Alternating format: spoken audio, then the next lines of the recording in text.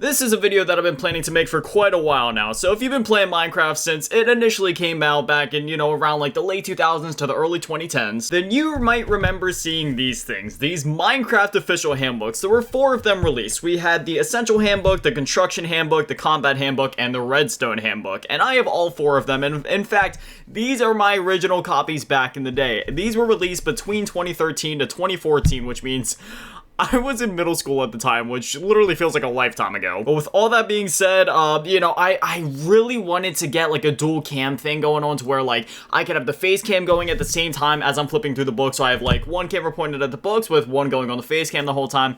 But unfortunately, with the way my setup is at the moment, there's not really a way for me to do that. However, for future videos, when we make videos like this, when we're like flipping through books or looking at things, I'm starting to get some ideas, or I'm looking at things I can maybe order to actually make that a possibility. So unfortunately for this video, how we're gonna have to do it is I'm gonna have the camera pointed at this, and you're just gonna kind of hear my voice in the background, and you won't be able to see my beautiful, okay, let's be honest, ugly face as I'm talking, but it is what it is. Without further ado, I'm gonna go ahead and slap some gloves on because I had a pretty bad accident the other day. For those that don't watch the main channel, essentially what happened was I fell and my hands got really cut up, and there's like torn skin and flesh and stuff under my bandages, so I'm still in a bit of pain, and I just don't want you guys to have to possibly see any torn skin or flesh or blood or anything like that. So I'm gonna put these on just for your guys' sake, and then we'll get straight into the flipping through the books. Alrighty, so as I had mentioned before, there is 4 books for us to go through in total. I don't know the exact order that they're released in. Could I have googled that? Yeah, most likely. But the ones we have here are the Essential Handbook, the I barely have any room over here. I'm trying to figure this out as we go. But anyway, the Essential Handbook, and then the Redstone Handbook, and then the Combat Handbook, and finally the Construction Handbook. I'm just sort of going loosely based off of the dates inside of the book. So both of these released, the Combat Handbook and the Construction Handbook, in 2014, whereas the Redstone and Essential ones released in 2013. So we're going to go through the Essential and Redstone ones first. Now, this isn't going to be like a comprehensive reading or breakdown of the books by means. We're simply just going to kind of be like flipping through, just kind of looking through the books. I hope that everything is at least decently in frame. I'm also going to try to get like a decent angle here so you guys can really get a good look at everything. Again, I know the setup isn't ideal. I'm still working with this. So in the future, I'm going to keep working to improve things so then these videos can be of a better and more entertaining or watchable quality. I moved my light a little bit. Hopefully it isn't blocking the mic in any way because, that would make me kind of sound like garbage. But let's be honest, I kind of sound like garbage as is. So we got the table of contents here, just goes over a lot of stuff. As you can see here, they got different profiles for like different mobs in the game. We got stuff for the creeper, the skeleton, the zombie. I wonder if they'll go over the origin of the creeper in here. It's been years since I've read this book, but basically the way that the creeper was created was that Notch like accidentally mixed up the proportions of a pig, and therefore the creeper was created. That's the kind of stuff in old school Minecraft that you just wouldn't necessarily see nowadays. But now we got the introduction here, so we'll just kind of read through this. Welcome to the Minecraft Essential Handbook. It contains all the info you need to stay alive during your first few days. It's packed with tips from creator Notch and developer Jeb, as well as well-known Minecraft experts including Paul Swords Jr., host of the Survive and Thrive YouTube tutorial series, and Captain Sparkle's famous Minecraft YouTuber and creator of the Minecraft style music video. With help with this handbook, you'll soon be well on your way towards becoming an expert yourself. And then it just kind of adds a bunch of pictures here. Then we got profiles for Notch and Jeb. Full name Marcus Alex Edge Pearson. Sorry, I totally butchered that. Minecraft creator, co-founder of Mojang. And then we got if some people pronounce it differently. Some people say Mojang, some people say Mojang. I've always just said Mojang. This light is really not in the best position. I just realized that it's kind of like leaving like an ugly highlight on the page. I really apologize about that. I'm a total noob here. I'm just trying to entertain. What if I just like lifted the light just like a little bit like that? Does that no, we're still left with the same highlight. Okay, then right here, profile Jeb, name is Jens Bergensten, totally messed that up, and then he's a developer of Minecraft, born in Sweden back in 1979. I'm gonna try moving the light. No matter what I do, there's a highlight on that specific side of the page. Whatever, I'm doing my best. A short history of Minecraft. 2009, Notch begins working on his game idea and quits his job to concentrate on it full time. Such a risky move right there, just like quitting your job to work on this indie game, which, obviously nowadays indie games are a more lucrative market to where like you're almost guaranteed sales at some point, but like back in the day, yeah, we had some indie games and some indie hits here and there, but a lot of them were either straight up free, like Cave Story, or there was other ones that just straight up never went anywhere. And again, sure, there was tons of hits from time to time when it came to indie games, but it definitely wasn't like it was nowadays. So definitely a bit of a risky move at the time, but I'm glad to see that it worked out for them. 2010, 100,000 registered Minecrafters. Like, it's crazy. You just had to be there, right? Like, for the rise of Minecraft, like, things just took off so fast. Minecraft wins GDC award for best debut game, best downloadable game, and game innovation spotlight. spotlight as it truly deserved. Minecraft version 1.2.1 released in 2012, and then by 2013, Minecraft reached 20 million on PC, Mac, Xbox 360, and mobile devices. Again, 4 short years going from like the game, you know, him just kind of quitting the game to work on it full time to 20 million users. Like, absolutely insane, but again, much deserved. I'll just kind of open the page and let you guys kind of like read. Like, right now they're just talking about like the modes and stuff. Like, I don't feel like we need to go over all of that necessary. You know how this works, right? We're just kind of here to flip through the pages, kind of point out anything that might be interesting. You know, if we try to read the entire thing, we might be here for hours. But hey, if you guys want a more comprehensive breakdown in the future where I do that, I mean, I'd totally be down. But yeah, you know, just talking about the different modes. I don't see anything about hardcore mode here yet. And they talk about the controls. Oh, wait, do they only... Okay, so they have the Xbox 360 controller, the PC, and the Pocket Edition controls, but was like PS3 not out at the time? I mean, they have the Xbox 360 controller here, so maybe they felt like they already covered all their bases, but obviously there was many more versions to come, you know, in the future with the Xbox One, PS4, Switch, the Wii U, even got other fun little things like the Raspberry Pi version, for example, but then they're here talking about like the crafting and stuff, and I always love just like flipping through this book. Like, you know, I read it from time to time, but at that point, 2013, 2014, I've already been playing the game for 4 years at that point, because I've been playing this game since it was back in, you know, like Minecraft Classic back in 2009, so I already knew how a lot of this stuff worked. But again, just like flipping through, seeing these pages, always thought it was cool, especially when, you know, you're sitting in school, you're in class, you're bored, you know, you're sitting there, it's like, oh man, English is boring, you know what, I'm just gonna go ahead, whip out the Minecraft book and just look at some screenshots and wish that I was anywhere but here right now. They go on to explain the first moments, lucky spawn, unlucky spawn, everybody's at a spawn like that from time to time. You know, I wouldn't say that it's unlucky, it goes to show which Minecraft players are resourceful and which ones aren't, because you can do something good with this spawn, it's just... it'll come down to your game knowledge and, you know, how willing you are to put up with it. Whereas, you know, it might be easier just to load up a new world to be like, all right, let's just go make a treehouse up here or something. In Minecraft, a day only lasts 10 minutes. I remember there used to be like debates back in the day about like the exact time, which I don't understand, because obviously that's something that's like very easy to be like, okay, how long is he? Just whip out a timer and time it. But I always remember, at least in my friend group, there was people always kind of like debating how long we had in the day and during the night and stuff like that. And people saying like, no, nighttime is shorter than daytime, or one's longer than the other, this, that, and the other. Then we got Paul Soares Jr. here talking about his first day in Minecraft, which is awesome. You know, again, that's just another really cool thing about these books. The fact that they actually got like creators and big names in the community involved to actually like come in here and talk about their stories. Like, I purchased Minecraft in July 2010, and then it goes on to talk about how he was playing during alpha, and then kaboom, the creeper exploded and blew me to smithereens, and the screen reported game over, thus ended my first day in Minecraft. Like that, you know, that's just, I don't know, man. I feel like with modern day Minecraft, while yes, Minecraft still has its heart and soul, and it's still an amazing, phenomenal game, and they do still do a lot of stuff with the community. I mean, like, do you see them releasing handbooks like this, get like full documentation from creators? Like, I mean, again, sure, they do kind of do stuff like this from time to time, but not to this extent. They talk about wooden tools, which obviously wooden tools are kind of garbo, and then torches, which are very useful. It's crazy how they're able to make like full pages out of like torches or wooden tools, and then, you know, they go on to talk about shelter, all the different ways you can do it. You can find a little spot in a cave and just kind of like hold out there and leave a little window so you can see the mobs and stuff like that, or you could do the alternative thing that we all did at least once, where you just, you know, build a dirt hut. And they talk about upgrading the stone tools, and then they go on to talk about food and health and all that, which the food bar was a relatively new feature at the time. By the time that this handbook came out, it was only introduced in the game like, what, I mean, not that long before this book came out, right? Food and health continued, so yeah, they managed to get multiple pages out of that one as well. And then crafting a bed, obviously you can either kill the sheep and only get one piece of wool, or you can, you know, just shear them and possibly get all the wool you need for a bed at one time, or, you know, you can just kind of turn that into like an infinite wool source, hence, you know, making like sheep farms and stuff like that. And now we have the table of elements, as you can see here, where they got all these different things here. Man, in modern Minecraft, I bet this would be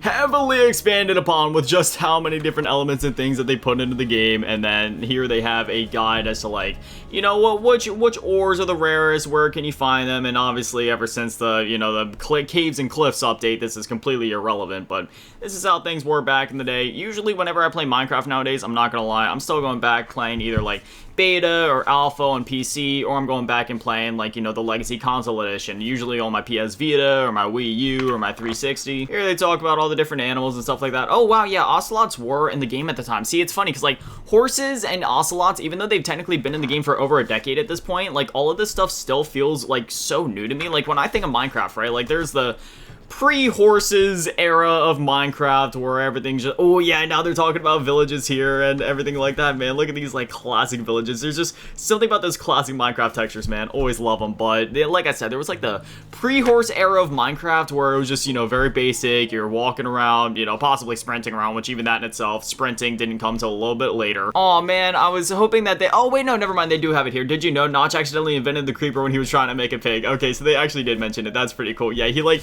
messed up the dimensions of like the horizontal and vertical things or something like that, and yeah, then we got the creeper. But then we have like post-horse era Minecraft, right? We got all the fancy redstone mechanics and all this other new stuff in Minecraft where, yeah, you know, at its core, Minecraft still feels like Minecraft, and it's still the same game that we've always known and loved, but it is just, I don't know, it does feel different nowadays. There is something to be said about going back and, like, you know, just going on an OG version of Minecraft. Oh, we got Captain Sparkle's first day here in Minecraft. That's pretty cool. My first experience with Minecraft came in the summer of 2010 when the game was still in its alpha phase. Yeah, see, another OG player right here, and then he goes straight. If you want to, like, pause it and read through that, because that is a good bit to read, and we still have quite a couple books to go through. I do kind of want to pick up the pace a little bit, so again, if there's ever any pages that interest you, just feel free to kind of pause it and read through it. And I know the camera angles aren't exactly the best thing in the world. I'm trying my best here to get the full page in the thing, but it's a little difficult. And you got ways to improve your shelter right here. You know, you can add doors and glass and stuff like that. But as I was saying before, you know, there is something to be said about going back to those classic versions of Minecraft, because it really almost feels like a different game in some aspects. Like even here in like 2013, 2014, sure, there was a lot of stuff in the game that, as I was saying before, kind of already made it feel like a different game with stuff like horses and this, that, and the other. But even then, it was still like, you know, primitive enough to where it was like, okay, you know, this is still Minecraft. They're just adding new stuff. They're getting experimental with it. But nowadays, man, again, it really does just kind of feel like a different game. And that's not a bad thing by any means. It's just, you know, when you've been doing updates for literally 15 years at this point, I mean, what do you expect to happen? You know what I mean? Like, of course, things are going to change. Of course, things are going to feel different. And that's kind of like a sentiment that I've seen in many, like, MMOs. You see stuff like RuneScape or World of Warcraft where people are like, oh man, I miss how things used to feel. But again, when you're doing updates for that long, I mean, what do you expect? Like, things are gonna change over time. There's really nothing you can do about it. This page is actually really cool. This is one I want to highlight where I actually use this idea many times after I read it in this book, where you just kind of like build up a beacon or something like that near your base or on top of your base, and you can find your way if you're out exploring. Like, that's actually a really smart idea. And again, I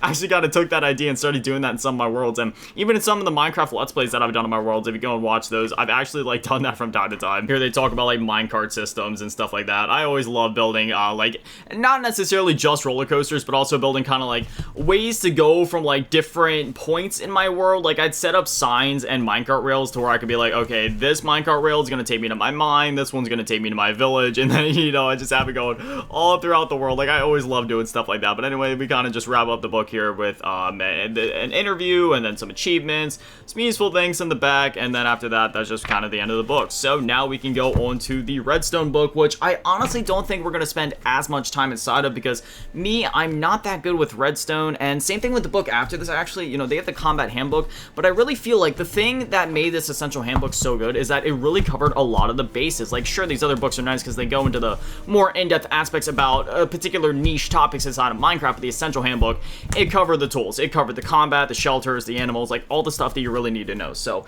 in these next couple ones, we will still be flipping through them, but probably not going to be pointing out as many specific things, and we'll just more or less be casually flipping through and pointing out interesting pictures, maybe interesting tidbits that I find interesting. But otherwise, this will be another situation where you just kind of like pause and read if you like. But see, they got a whole table of contents here, and I'm not very good with redstone, so I really don't even know what half of the stuff means or how to create half of these things. Welcome to Redstone, an introduction to the electrifying world of redstone. Yeah, even through after reading this book as many times as I did, I still don't understand half of this stuff. But they got some stuff here, like, you know, you make enchantment tables and then redstone blocks, and a block of redstone can be used as a power source. See pages 16 to 17 to find out more. Well, we'll be there in 7 pages. I forget if I finished my thoughts from before, but yeah, you know, the fact that Minecraft feels so different now isn't necessarily a bad thing in my opinion.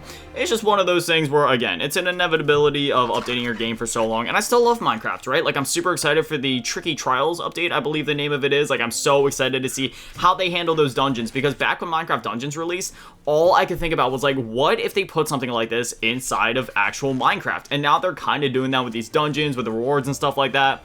Am I sad that Minecraft Dungeons ceased to get support? Yes, but that game also was supported almost longer than I was expecting it to, because it was one of those things where I wasn't sure if Minecraft Dungeons was going to be a game that came out, and then that was going to be that, or if it was going to be supported long-term like a live service like Minecraft was, or if maybe it would be an in-between, and it ended up being an in-between. We got 6 really solid DLCs, and then the game just kind of, that was that for that game.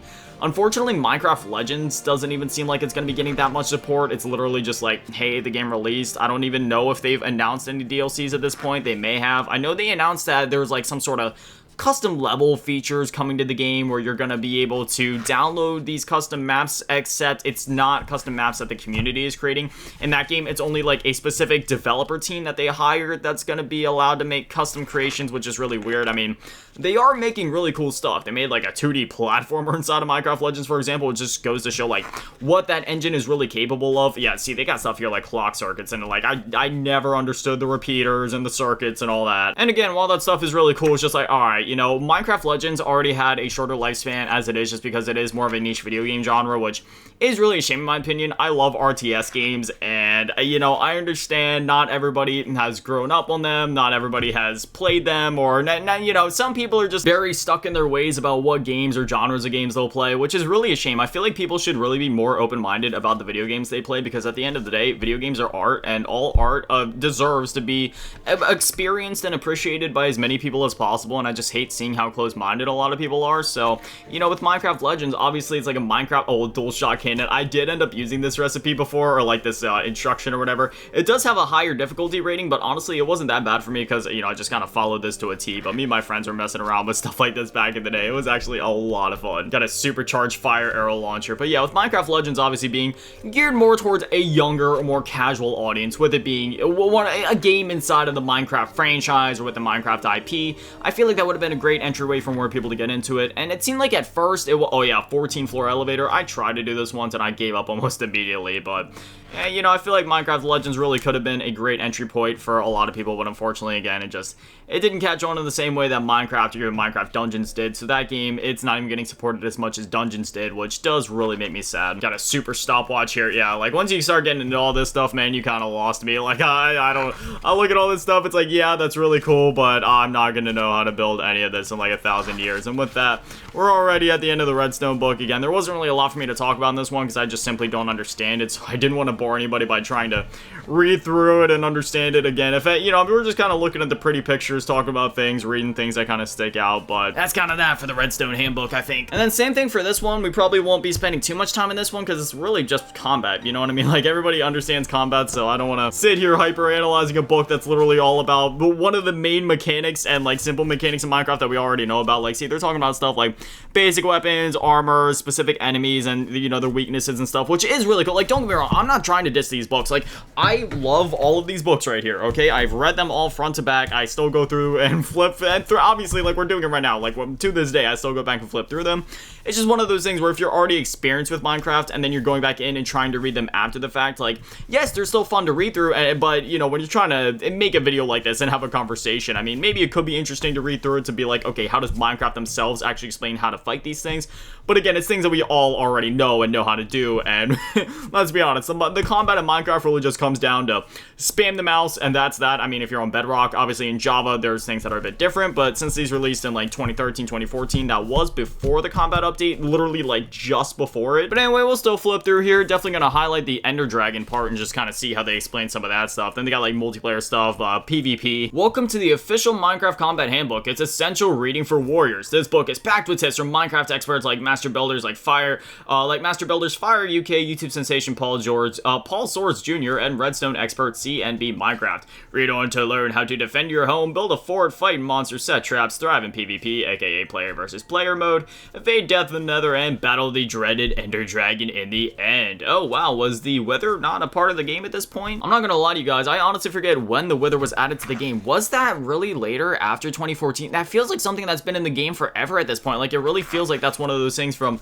classic Minecraft per se, but maybe it really didn't come until after that. The classic armors right here: leather, gold, chainmail, iron, diamond. See, it's really funny that they listed it in this order, because for me, I'd always listed it leather, and then chain, and then iron, and then gold, and diamond. That's just kind of how I've always seen it, but maybe they're talking in terms of like durability and stuff like that, which Yeah, you know what, actually, no, never mind. That does make sense statistically speaking. Okay, maybe I'm just weird. Maybe it's because I'm thinking in terms of the rarity of the ores themselves rather than, like, the actual materials, if that makes sense, or, like, how the armor itself is. And then, oh yeah, and then it shows here how you can, like, dye leather armor, which is really cool. I always keep a pair of leather armor on hand just in case I ever want to dye, just because that stuff. I mean, I'm not gonna lie. I'm one of those guys, like, when I play Dark Souls, for example, it's all about the fashion for me, right? Like, sure, even if one thing may be better than another, I'm willing to wear another thing if I just like the look of it a bit better. But anyway, then they go on to kind of talk about like how all these different mobs work. And I mean, again, you know, if you've played Minecraft before, you know how to handle all these mobs, right? You know how to handle a zombie, you know how to handle a skeleton. Do use its own weapon against it and shoot it from a distance with bow and arrows. Don't let it pick up any headgear. If it manages to grab a helmet or pumpkin, it will become immune to sunlight. Like, see, again, that's basically just stuff that we know. But again,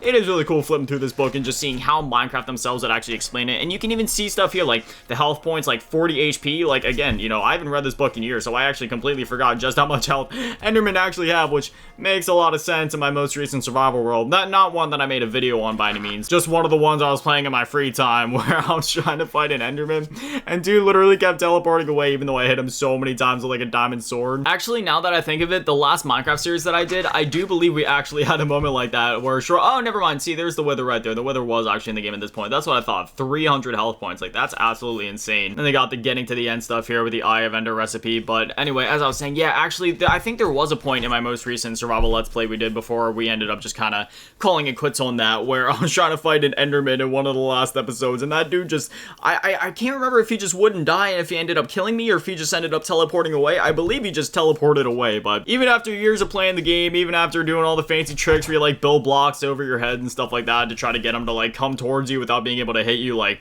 Enderman can still be a finicky thing. But anyway, now we have the Ender Dragon here, which at the time it was already in the game for a couple years at that point, because Minecraft went into 1.0 back in 2011, and at that point is when they added the Ender Dragon to the game. So it says, once you get to the end, be prepared for awesome adventure and some serious combat. The Ender Dragon is ferociously aggressive and there's nowhere to hide.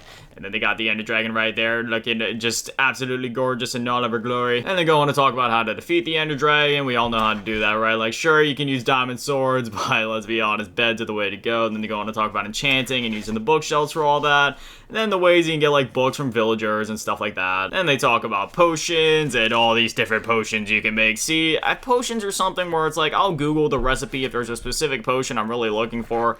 But rarely do I stack up or actually craft potions on a consistent basis. Like, again, like, hey, if I'm going into combat or if I'm about to fight the Ender Dragon, sure, I might get something a little crazy for it. But I don't know, maybe that's just a me thing. Does anybody actually, like, keep stockpiles of potions or use them on a consistent basis? Maybe I'd be better at the game if I would actually do that, because again, even though I've been playing this game since Classic 15 years ago, which is crazy to say that the game is 15 years old, but there's still so many aspects to the game that I either don't fully understand, like Redstone, or I just don't interact with as much as I probably should. But then they go on to talk about PvP here. Player versus player is a mode of multiplayer gameplay where you can battle against other players. You can tackle your opponents alone or break off into teams. It's a lot of fun. They talk about organized PvP events, unorganized ones, and all the different things you can interact with, and servers and stuff like that. And they talk about multiplayer and talk about starting your own dedicated servers. And then, you know, if you want, because there was two different ways to do it on Java, right? You could either open up a server, which is one heck of a thing to set up, or you could just kind of open it up to LAN, which is what a lot of me and my friends ended up doing back in the day whenever we would play Java together. Otherwise,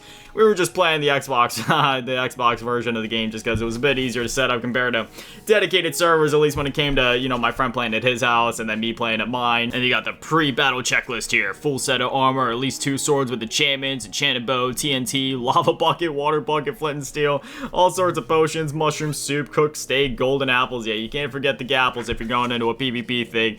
They talk about battle strategies, sprinting at your enemy and hitting them, also known as sprint hitting. I didn't know there was actually a term for that. Okay. See, this is one of those things where I keep saying, like, I've read these books before, but there's so many things where I guess my brain just kind of forgot it over time, or it's just like, oh yeah, that's what that thing is called. But yeah, I guess the term for it is sprint hitting. Will enable you to knock them back farther. Try block hitting and blocking at the same time. This allows you to deal damage to your opponent while taking less in return.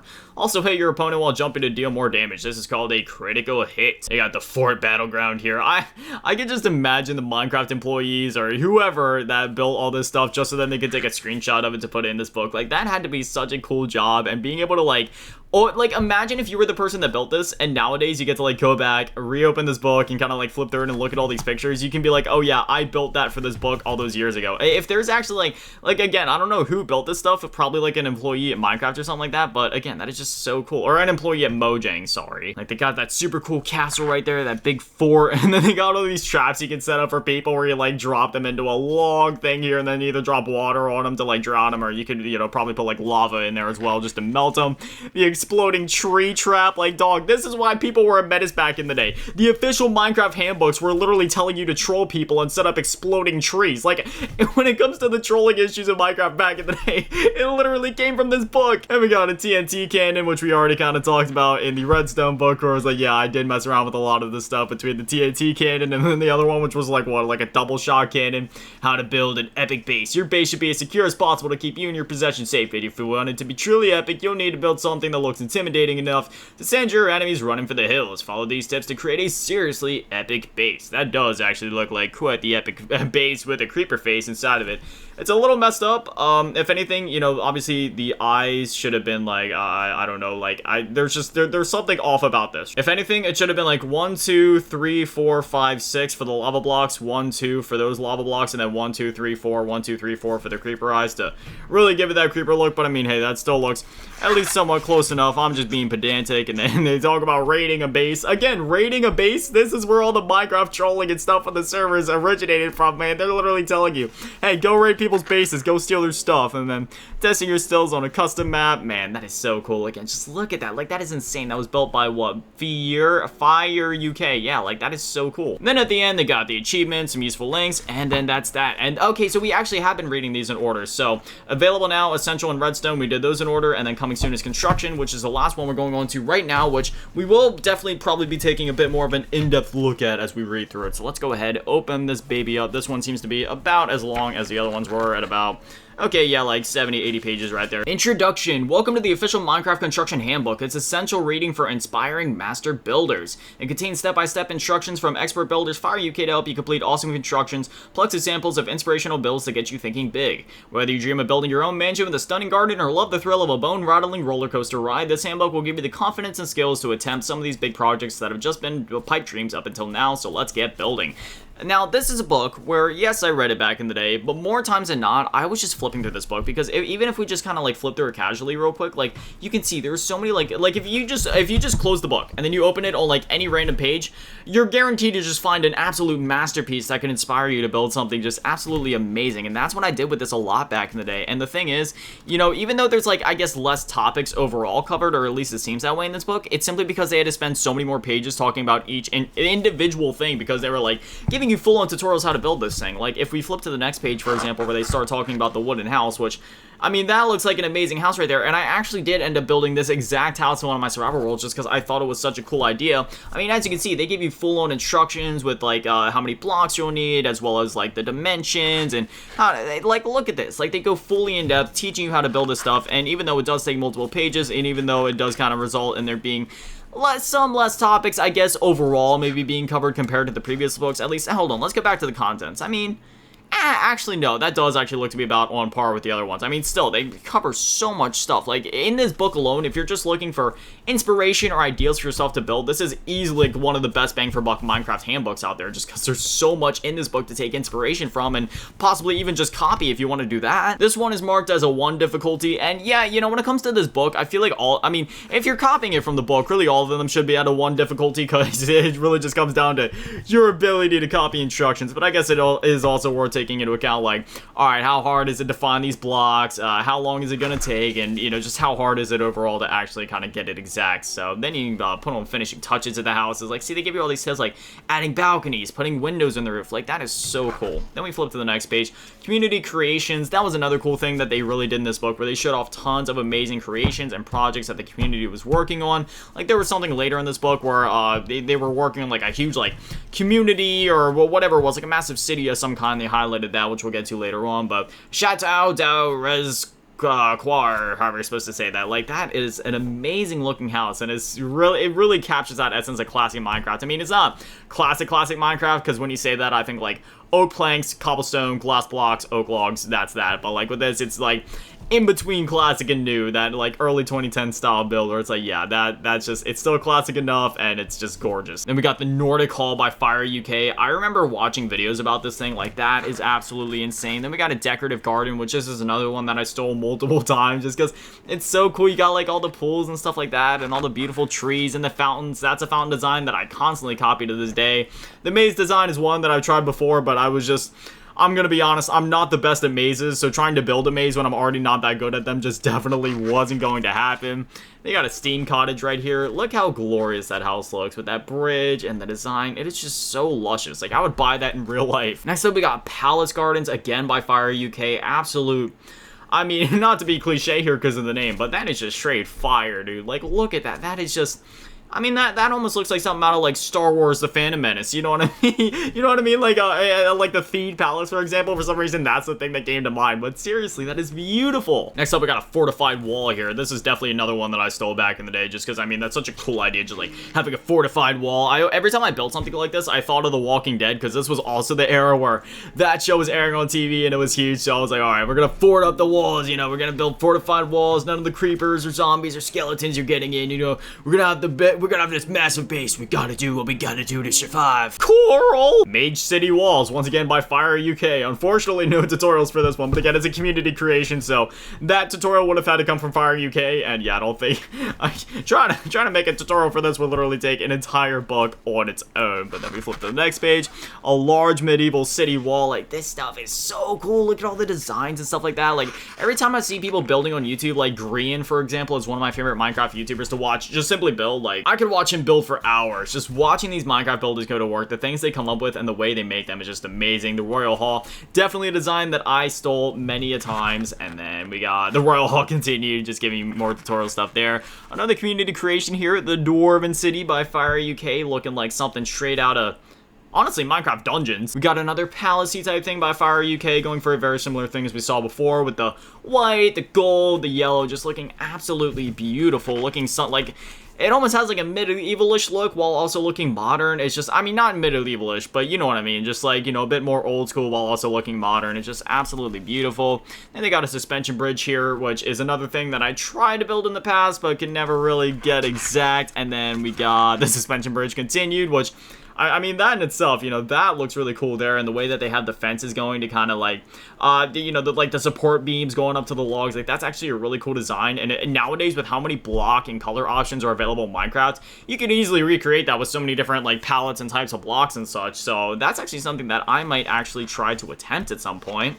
Then we have another community creation here, the Tower Bridge by Giryu, I believe is how you're supposed to say that, but... once again, I mean, kind of building off the bridge that we saw on the last page, except to like a whole other level with different palettes and stuff, and that is just, it looks like something out of a Disney movie, almost. Then we got the Mage Bridge here, once again by Fire UK. Fire UK definitely loved his bridge, like his magey, palace-y type stuff like that. Then we got this one here, it's marked as being a 2 difficulty, the Floating Island. Yeah, you know, I could try something like that, but that one, this is definitely, I feel like this one definitely earns the 2 difficulty. Like, that one would definitely be a bit more challenging to actually get together. Like, yeah, this one as well also takes multiple pages to cover how to actually get it done. Like, see, we're on the like 6 pages in total now. Let's see, does it go all the way up? No, okay, it only takes 6 pages in total, but still.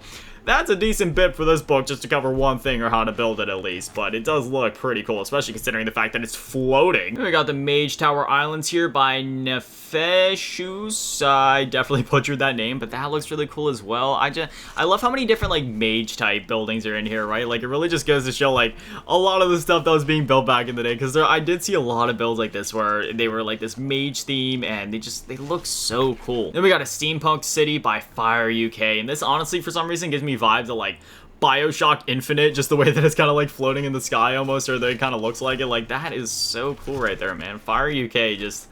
it never misses, apparently. We've got the galleon ship here. Definitely another design that I stole. Me and my friends used to always love building ships and pirate ships, especially me and my brother specifically. Me and my little brother. I mean, to this day, we still play Minecraft together, and we always love, like, building ships and massive, like, pirate boats and stuff like that. Building massive flags or, like, little Minecraft skulls on top of them, make them look all menacing. This is another one, understandably, where it takes a couple of pages for them to actually get through the whole thing. Yeah, another one where it takes 6 full pages. And we get to another thing, community creations here with a mage ship. Ship by Fire UK, and wow, look at that. The palettes between like the white wool and the brick and the logs, and then you got some of the other blocks there. Oh yeah, that looks like end stone and some oak planks. Like so many cool different like palette designs and choices right there.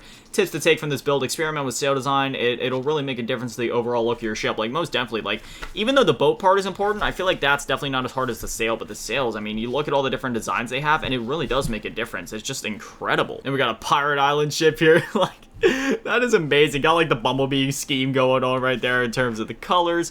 An epic roller coaster. I built so many roller coasters in Minecraft back in the day. If this one's marked as a 3 difficulty, probably because there's redstone involved, and if you try to build it in survival, yeah, that would make sense. Epic roller coaster continued. I always love like if you go into YouTube and look up like epic roller coaster, you can see some that last for like 5 to 10 minutes, and I just love watching them. Just seeing like what people come up with when it comes to like roller coasters, because there's so many cool things you can do. You can either do like the normal up, down, turn, whatever, normal roller coaster stuff, or you can do the stuff where it's like epic drop down into like a lava thing, or a fake out where it looks like you're gonna fall into lava, but then you fall into safety, and then you kind of like do a bunch of crazy turns and 180s and stuff like that. It probably doesn't make as much sense when I try to explain it, but like if you've seen those type of videos or if you've built stuff like that, then you know what I mean. Community Creations Red Dragon Coaster, like this is what I'm talking about, like absolutely insane coasters like that with a bunch of crazy twists and turns and designs. No Escape, another one that just looks absolutely insane, even like going underground and stuff like that, it seems, with like bedrock right there. And now we're at the end of the book. Final words from Fire UK. Congratulations, you made it to the end of the Minecraft Construction Handbook, which means you're a master builder of the highest order. Fire UK are constantly being asked for their #1 construction tip, and the reply is usually to focus on detail and add it to your builds wherever possible. Create patterns and use different blocks to break up large sections such as walls and roofs to give your builds more depth and make them more realistic. Don't be afraid to be creative. Then we got more useful links right there. And with that, that is the end of the Minecraft Construction Handbook. And there is also the end of all of the Minecraft handbooks in general. So we went through all 4 of them. I didn't get to go as in-depth as I maybe wanted to, just because as I was going through the Essential Handbook, I was like, oh yeah, we definitely got to pick up the pace, because we have 4 books to go through. So if you guys would ever want, like, maybe individual videos for each book, where we literally just go through and read each one, and then maybe... Or maybe we could do it all in one video, or we could do them all separately and go like one video dedicated to this, and then this, and then this, and then this, and then like make a compilation of just reading all of them in depth. I mean, I could do that, but at the very least, for the moment, until we have a better camera setup, I at least wanted to take a nostalgic trip back and at least just flip through these books, take a look at them, see what cool stuff they had to offer. And yeah, again, the fact that these were like officially published and written and everything like that by Minecraft is just... it's so cool. I have a bunch of other handbooks and magazines and Guinness World Records books related to gaming from back in the day, so if you guys would want to see more videos like this where I flip through stuff like this, just let me know, and I'd be more than happy to do so. I had a lot of fun making this video, and if I'm going to be honest, even if nobody comments or says anything like that, I'm still going to do it regardless, just because I love making content like this. But anyways, with that, oh shoot, I forgot I still have the gloves on, sorry about that. We'll just leave one to the outro, I already have one, whatever, but anyways, thank you guys for watching, have an amazing day, stay beautiful, I love you all, peace.